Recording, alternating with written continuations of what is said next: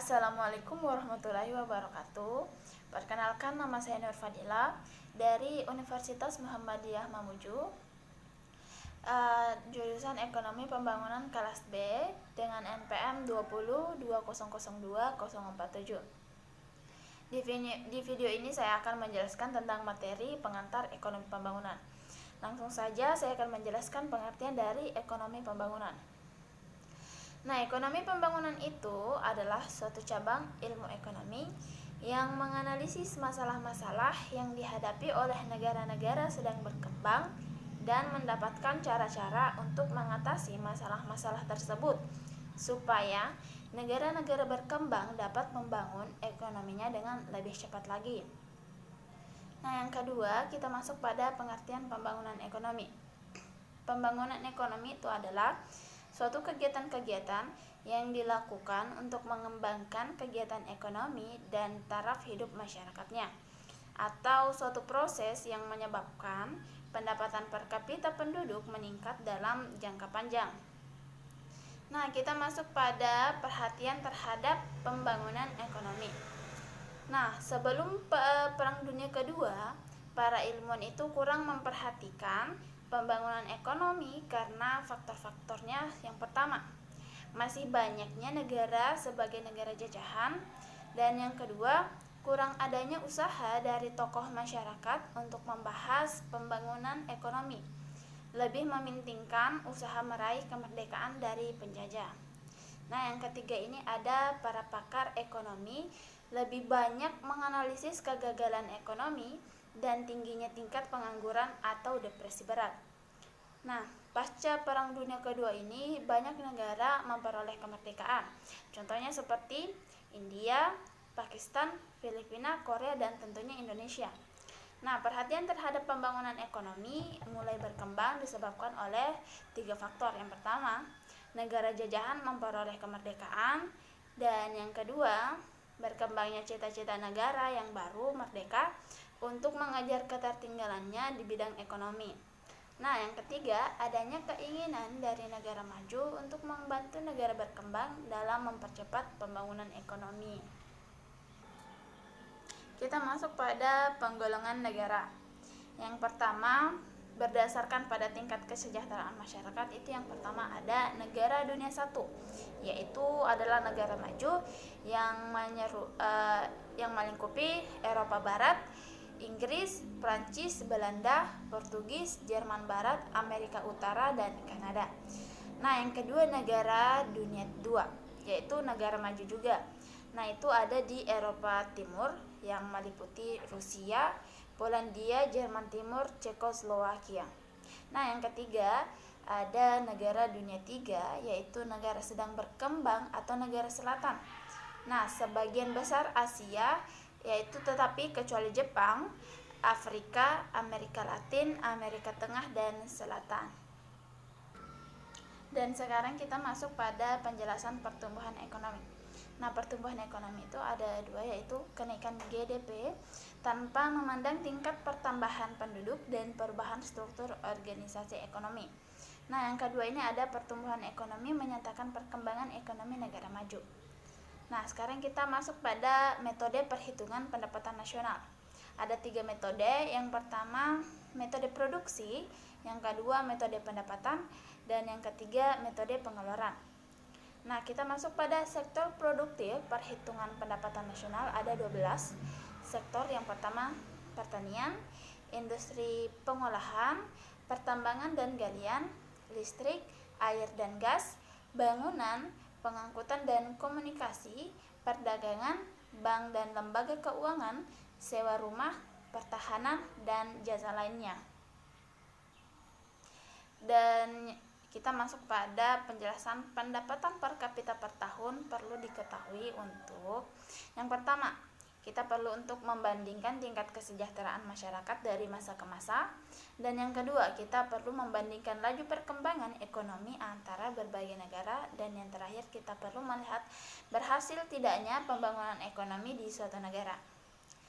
Nah, kita masuk pada tingkat-tingkat pendapatan per kapita tidak sepenuhnya mencerminkan tingkat kesejahteraan dan tingkat pembangunan suatu negara.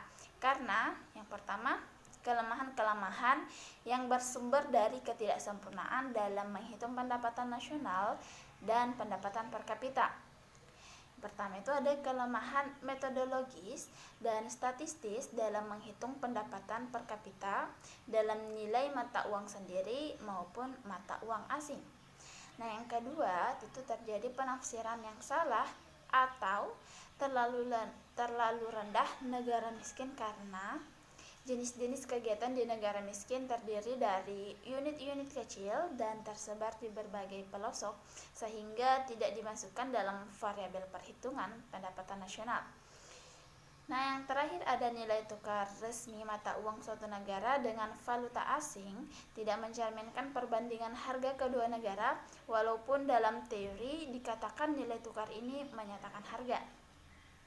Nah, kita masuk pada bagian kelemahan-kelemahan yang bersumber dari kenyataan bahwa tingkat kesejahteraan masyarakat bukan saja ditentukan oleh tingkat pendapatan mereka, tetapi juga oleh faktor-faktor lain. Contohnya, ada faktor ekonomi yang melingkupi struktur umur penduduk, distribusi pendapatan tidak merata, sebagian tidak menikmati hasil pembangunan, dan juga ada corak pengeluaran masyarakat berbeda, masa lapang atau senggang tinggi.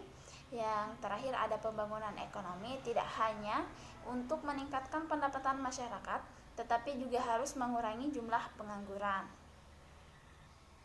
Nah, ada juga faktor non-ekonomi. Yang pertama ada pengaruh adat istiadat, yang kedua ada keadaan iklim dan alam sekitar, dan yang terakhir ada ketidakbebasan bertindak dan mengeluarkan pendapat dan bertindak. Nah, selanjutnya kita masuk pada indikator pembangunan moneter dan non-moneter. Yang pertama ada indikator pembangunan moneter. Yang pertama pendapatan per kapita, yang kedua indikator kesejahteraan ekonomi bersih atau non-economic welfare. Diperkenalkan William Nordhaus dan James Tobin pada tahun 1972, menyempurnakan nilai-nilai GNP untuk memperoleh indikator ekonomi yang lebih baik dengan dua cara. Yang pertama, koreksi positif, itu untuk memperhatikan waktu senggang atau leisure time dan perekonomian secara informal, dan bagian kedua ada koreksi negatif, yaitu kerusakan lingkungan oleh kegiatan pembangunan. Dan yang kedua ada indikator pembangunan non-moneter, yaitu yang pertama meliputi indikator sosial. Oleh Beckerman dibedakan menjadi 3 kelompok. Yang pertama, usaha membandingkan tingkat kesejahteraan di dua negara dengan memperbaiki cara perhitungan pendapatan nasional, dipelopori oleh Colin Clark dan Goldberg dan Krevis.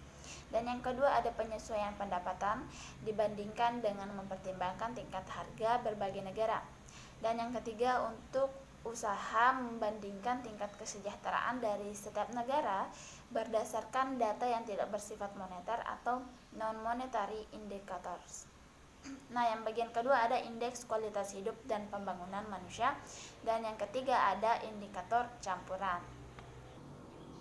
Dan kita masuk pada faktor utama penyebab perkembangan ekonomi, yaitu adanya proses inovasi oleh inovator atau wira swasta atau entrepreneur. Nah, inovasi mempunyai 3 pengaruh. Yang pertama, diperkenalkan teknologi baru. Yang kedua, keuntungan lebih monopolitis, sumber dana akumulasi modal.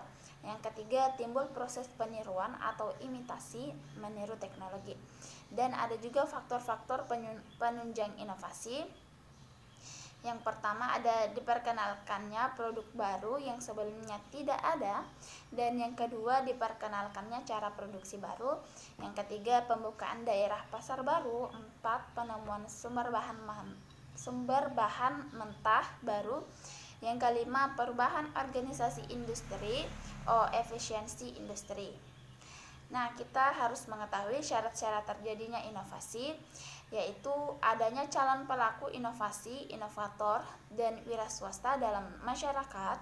Dan yang kedua adanya lingkungan sosial, politik, dan teknologi untuk merangsang semangat inovasi dan pelaksanaan ide-ide untuk berinovasi. Baiklah, itulah tadi penjelasan singkat saya mengenai ekonomi pembangunan. Lebih dan kurangnya mohon dimaafkan. Wassalamualaikum warahmatullahi wabarakatuh.